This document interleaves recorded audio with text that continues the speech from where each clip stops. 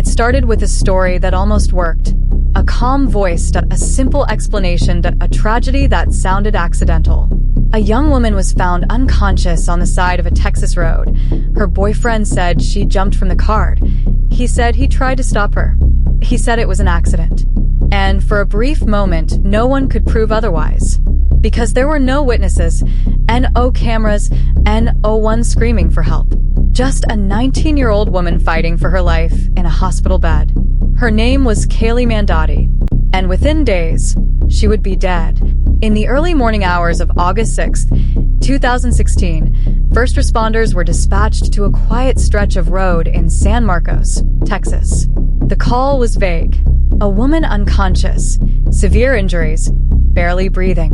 When paramedics arrived, they found Cayley lying on the ground, unresponsive. Her injuries were catastrophic. She was rushed to the hospital immediately. Doctors worked through the night, but the damage was overwhelming. Cayley never woke up. Cayley's family was called to the hospital. They watched machines breathe for her. They waited for signs, they prayed. But doctors soon delivered the news no family is ever ready to hear. Cayley was brain dead. She would not recover. At just 19 years old, her life was over. Her family made the impossible decision to remove life support. And just like that, Cayley Mandadi was gone. From the very beginning, one person was central to the story. Mark Howerton, Cayley's boyfriend. He was the one who had been with her that night, the one who drove the car, the one who made the call. Mark told police the same story over and over. They were driving. Cayley had been drinking. She became emotional. She tried to jump out of the car. He tried to stop her. He said she fell. A tragic accident. No argument, no violence, and no crime. At first, investigators didn't have much to challenge it with. No witnesses had come forward. There were no cameras on that stretch of road. And Mark had no criminal history. On paper, his story fit just enough to raise doubt. Detectives are trained to listen not just to words, but to tone. And something about Mark's demeanor didn't sit right. He wasn't frantic. He wasn't panicked. He wasn't overwhelmed. He was controlled. Too controlled. His answers were measured, rehearsed, carefully framed. It wasn't what he said. It was how he said it. Medical staff began raising questions almost immediately. Cayley's injuries were severe. Far more severe than expected from a fall out of a moving car. There was extensive trauma, patterns that suggested force, not just impact. Doctors quietly flagged it. This didn't look like an accident. It looked like an assault. But suspicion alone isn't evidence. And at that moment, investigators still didn't have proof. To understand what happened, police retraced Cayley's final hours. Earlier that evening, she had told friends she was going out with Mark. Nothing about her behavior suggested fear. She wasn't distressed. She wasn't running away. She wasn't in danger, at least not visibly. She got into Mark's car willingly. She brought her phone, and that phone would soon become the most important witness of all. Cayley loved documenting her life. Photos, videos, moments. Her phone wasn't just a device. It was a diary. When investigators began reviewing it, they expected to find messages, photos, maybe texts. They did not expect what they actually found. A short video, recorded during the drive. A selfie video. At first glance, it seemed harmless. Just Cayley, recording herself. But when detectives listened closely, they heard something else. Mark's voice. Not calm, not concerned. Angry. Sharp. Escalating. The tone was unmistakable. This was not a man trying to prevent an accident. This was a man losing control. The video didn't show violence, but it captured tension, fear, a moment slipping rapidly out of control. And suddenly, Mark's carefully constructed story had a crack in it. Confronted with the growing inconsistencies, Mark's story began to wobble. Small changes, subtle shifts, details added, details removed. He hadn't lied outright. He had edited, and that made investigators nervous. Because innocent people usually don't need to rewrite the truth. Detectives realized something terrifying. Cayley's phone hadn't just recorded memories. It had recorded evidence. Evidence Mark never knew existed. Evidence he never planned for. Evidence that didn't lie. And in that moment, investigators understood. This case was not about a tragic accident. It was about something far darker, something deliberate, something violent. To understand what happened that night, investigators had to go backward. Not to the road, not to the hospital, but to the people. Because crimes like this don't begin with violence, they begin with patterns. And when detectives started pulling those patterns apart, two very different stories emerged. Cayley Mandadi was 19 years old. She was not reckless, she was not careless, and she was not naive. Friends described her as thoughtful and observant, someone who paid attention to details, someone who trusted her instincts, but still believed in people. She loved photography. She loved documenting moments. She loved capturing memories. Her phone wasn't just a habit. It was how she processed the world. Cayley also valued independence.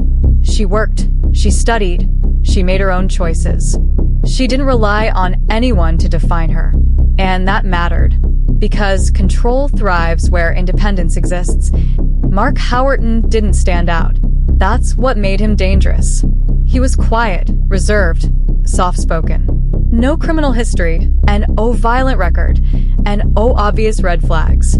To friends and family, he seemed normal. But investigators know something important. People who harm others rarely look like villains. They look ordinary. At first, nothing seemed wrong. The relationship moved quickly, but not unusually so. They spent time together, went on drives, texted constantly. But over time, subtle shifts appeared. Mark wanted to know where Cayley was, who she was with, what she was doing. It didn't start as control. It started as concern. And that's how manipulation often hides. Friends noticed Cayley becoming quieter, more cautious. She didn't talk as freely about her relationship. When asked, she would change the subject. Not because she was unhappy, but because she was unsure. And uncertainty is often the first warning sign. No one saw open rage. No shouting matches in public. And obvious threats. Instead, Mark's anger was subtle. A sharp tone to a sudden mood shift. An edge that appeared when things didn't go his way. People later described it as intense. Not explosive. Controlled. And that distinction matters. Mark was older, more experienced, more confident in arguments. Cayley was still discovering her voice. And when power imbalances exist, conflict doesn't look loud. It looks quiet. It looks like pressure. Mark liked driving. Long drives, late drives, isolated roads. At first, Cayley enjoyed them. They felt peaceful. But isolation is a tool. And isolation removes witnesses. Investigators reviewed Cayley's phone deeply. Messages, photos, videos. They noticed something important. Cayley didn't text about fear. She didn't write diary-style confessions. But she recorded moments. Moments that captured emotion without intention. And that's what made the video so powerful. Because it wasn't staged. It wasn't calculated. It was real. The video wasn't long. Just seconds. But in those seconds, everything changed. Cayley's face was calm, but her eyes weren't. They were alert, focused, listening. In the background, Mark's voice grew sharper. His words weren't fully clear, but his tone was unmistakable. This wasn't playful frustration. It was escalating anger. Mark didn't know Cayley was recording. He didn't see the phone. He didn't hear the click. And that mattered. Because when people believe no one is watching, they reveal who they really are. After Cayley was found, Mark's story focused on one thing: an accident. But investigators noticed something subtle. His version eliminated responsibility. Everything happened to him. Cayley jumped. Cayley fell. Cayley caused the situation. He positioned himself as helpless, as reactive, as the victim of circumstance. That's not accidental storytelling. That's narrative control. Mark never mentioned an argument. Never mentioned anger. Never mentioned raised voices. He sanitized the night. Because violence doesn't begin with hands. It begins with tension. And tension leaves traces. Psychologists later weighed in. This wasn't a crime of passion. It wasn't spontaneous rage. It was escalation, a moment where control slipped. And when control-oriented individuals lose it, they don't panic. They calculate. One question haunted investigators. Why hadn't Mark destroyed the phone? The answer was simple. He didn't know what it held, and that single oversight would unravel everything. October 2016, Texas Hill Country. The night didn't start with fear. It started like dozens before it. Cayley Mandadi and Mark Howerton got into the car after midnight. No argument reported, and oh panic called, and oh warning to anyone. Just another drive. The road they chose wasn't busy. It curved through trees, low light, few houses, long stretches of silence. The kind of place where voices carry but no one hears them. According to Mark, everything happened suddenly. He said Cayley opened the door. He said she jumped. He said he tried to stop her. An accident. A tragedy. But investigators would later discover something critical. The physical evidence did not match panic. It matched control. At some point during the drive, the conversation shifted. We don't know the exact words, but we know this. Cayley felt something was wrong because she lifted her phone and she turned on the camera. The video lasts only seconds, but it holds the truth. Cayley's face fills the frame. She isn't screaming, she isn't crying, but she's alert, focused, listening. In the background, Mark's voice rises. His tone sharpens.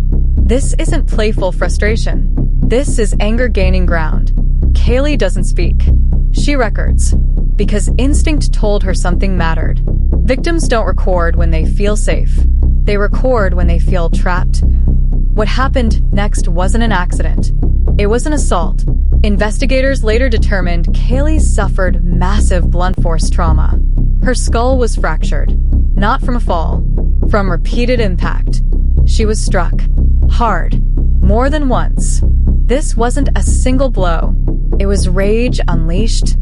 The injuries were inconsistent with falling from a moving car, inconsistent with tumbling onto pavement, consistent with being hit inside the vehicle, and possibly after exiting it. Cayley was still alive, barely. She was found on the side of the road, critically injured, unconscious, her body broken. Mark didn't flee. He didn't call for help immediately. He didn't stop traffic. Instead, he made choices, calculated ones. When Mark finally called 911, his voice sounded controlled. Too controlled. He said she jumped. He said he tried to stop her. He didn't mention anger. He didn't mention a fight. He didn't mention the video, because he didn't know it existed. When emergency crews arrived, the scene didn't feel chaotic. It felt staged. Mark stood nearby, calm, detached, not frantic, not panicked. Witnesses later described his demeanor as off, like someone already preparing for questions. Cayley was rushed to the hospital. Doctors fought to save her. Severe brain trauma, swelling, catastrophic damage. She never regained consciousness. As hours passed, Mark's account changed. Small details adjusted. Distances shifted. Timing altered. Language softened. He began distancing himself from responsibility. Subtle changes. But detectives notice patterns. And patterns tell stories. While Cayley lay unconscious, investigators examined her phone. That's when they found it. The video. Unedited, unfiltered, undeniable. Detectives replayed it again and again. They watched Mark's reflection in Cayley's eyes. They listened to his voice. The tension. The escalation. This wasn't a calm conversation. This wasn't an accident. This was an argument turning violent. In that moment, the case changed direction. This wasn't a tragic fall. It was domestic violence. Escalated, hidden, then lied about. Days later, Cayley Mandadi died from her injuries. 19 years old. Her family devastated. And Mark's story was about to collapse completely. By the time Cayley Mandadi was declared brain dead, investigators already knew something was wrong. But knowing something feels wrong and proving it are very different things. They needed more than instinct. They needed truth. And the truth was sitting quietly inside a phone no one thought to fear. Cayley's phone wasn't damaged. It wasn't smashed. IT wasn't thrown away. IT wasn't wiped. It was simply there, left behind. And that mattered. Because people who commit crimes usually do one of two things. They destroy evidence, or they forget it exists. Mark Howerton forgot. Detectives didn't find messages first. They didn't find texts or calls. They found a video, a short one, recorded just minutes before everything went wrong. They pressed play. Cayley's face filled the screen. She wasn't crying. She wasn't panicking. But her eyes were wide, focused, alert. This wasn't casual filming. This was awareness. In the background, Mark's voice was audible. Sharp, raised, angry. Not yelling, but tightening. That tone people use right before losing control. Investigators replayed the audio again and again. They isolated Mark's voice, measured its volume, tracked its escalation. The cadence changed. The tension rose. And then the recording stopped, right before the violence. It wasn't accidental. Cayley didn't drop the phone. She stopped recording because something demanded her full attention. Something's immediate. Something dangerous. Detectives compared the video timeline with Mark's 911 call. The timestamps didn't align. His version of events skipped the argument entirely. His voice on the call was calm, measured, almost rehearsed. That contrast was impossible to ignore. People who witness accidents panic. People who commit violence manage narratives. Police brought Mark back in. This time, they didn't accuse. They listened. They let him talk. And that's when the cracks widened. He avoided direct answers, shifted in his seat, repeated phrases, mirrored questions back instead of answering them. These weren't the signs of grief. They were the signs of someone trying to stay ahead of evidence. Then detectives changed strategy. They didn't show the video. They mentioned it. Casually. Mark. Cayley recorded something that night. His reaction was instant. A pause. A blink. A subtle inhale. He didn't ask what she recorded. He didn't ask when. He asked, how much did she record? That single question told investigators everything. Once Mark realized evidence existed, his story shifted. Again. Now it wasn't just an accident. Now there was an argument. But still he minimized. Still he redirected. Still he placed responsibility everywhere but on himself. Medical examiners delivered the final blow to Mark's narrative. Cayley's injuries were incompatible with jumping. The fractures, the impact patterns, the trauma locations. They told a story of repeated force. Intentional force. This wasn't a fall. It was an assault. Intent matters. And so does deception. Mark didn't just hurt Cayley. He lied afterward. He tried to shape the outcome. That changed the charges. And it sealed his fate. Once Cayley passed away, the case shifted from assault to murder. Mark Howerton was arrested. Quietly. No spectacle. No outburst. Just handcuffs clicking shut. This case became a warning. Because the most powerful evidence wasn't blood. It wasn't fingerprints. It wasn't eyewitnesses. It was a phone, held by someone who sensed danger and acted before she lost the chance. By the time the trial began, Mark Howerton's story had already fallen apart. But trials aren't about what investigators know. They're about what a jury can feel. And this time, the truth wasn't just told. It was heard. Prosecutors didn't rush. They didn't dramatize. They didn't rely on emotion alone. They built the case slowly, brick by brick, because they understood something important. Mark didn't look like a monster, so they had to let the jury meet him. The defense stuck to one argument: an accident, a tragic moment, a misunderstanding blown out of proportion. They argued the injuries were the result of chaos, that emotions ran high, that Mark never meant to hurt Cayley. But intention doesn't disappear just because someone says they didn't want consequences. When the prosecution introduced Cayley's phone video, the courtroom changed. No gasps, no outbursts, just silence. because everyone understood what they were about to hear. This wasn't reenactment. This wasn't interpretation. This was real. Cayley's face appeared on the screen. Calm, focused, listening. Then Mark's voice. Tight, controlled, angry. Not screaming. Not joking. Commanding. The kind of voice meant to dominate a space. The jury leaned forward. This wasn't an accident.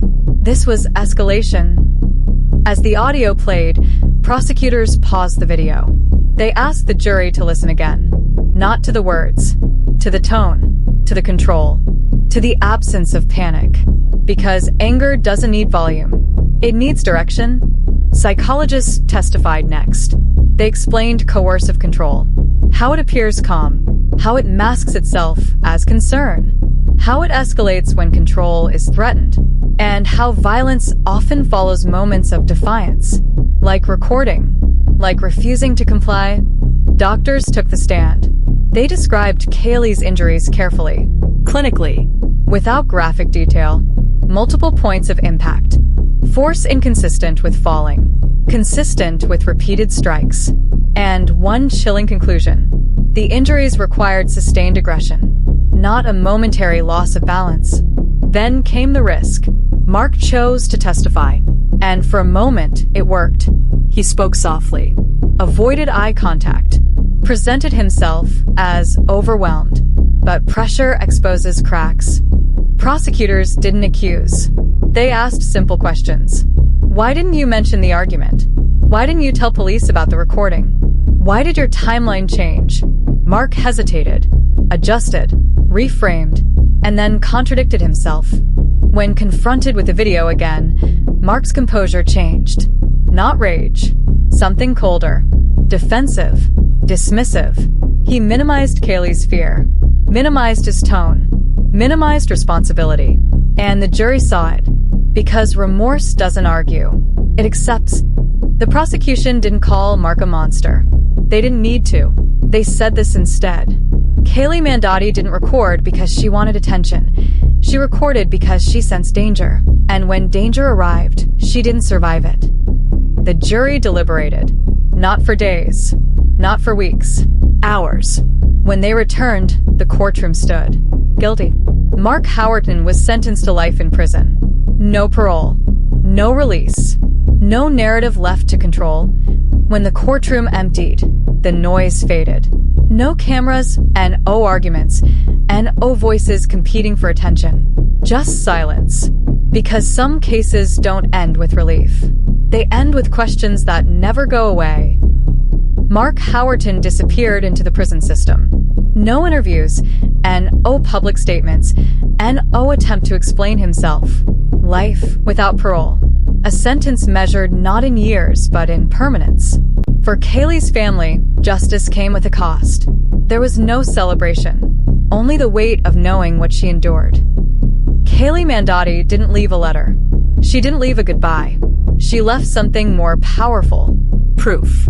Not staged, not rehearsed, not intended for the world. Just a moment of awareness captured in time. A reminder that instinct matters. This wasn't just a crime. It was a lesson. Because the danger didn't come from a stranger in the dark. It came from someone she trusted. Someone who looked ordinary. Someone who never raised alarms until it was too late. We're taught to look for warning signs. Explosive tempers, violent pasts, criminal records. But this case shattered that belief. Because Mark didn't look dangerous. He sounded calm, spoke gently, appeared controlled. And that's what made him invisible. Cayley's phone changed everything. Not because it was advanced. Not because it was intentional. But because it existed. It documented reality when memory could be manipulated. It preserved truth when story shifted. And it reminded investigators that sometimes the victim speaks last. Experts still study this case. Not for brutality, but for behavior. Because Mark's crime wasn't sudden. It was gradual. Built on entitlement, control, and a refusal to accept resistance. People ask the same question. Could this have been prevented? There's no easy answer. But one truth remains. Cayley sensed danger, and she acted. even when she didn't know how serious it would become. Today, Cayley Mandadi's story is taught in law enforcement training, in digital forensics courses, in domestic violence prevention programs, because her case proves something crucial. Evidence doesn't always look like evidence. Sometimes, it looks like a phone held quietly in the dark. Years later, one question still lingers. How many stories never get recorded? How many warnings go unheard? How many moments are lost because someone trusted the wrong person? Cayley didn't survive the night, but she wasn't silenced. Her voice reached a courtroom. Her fear became evidence.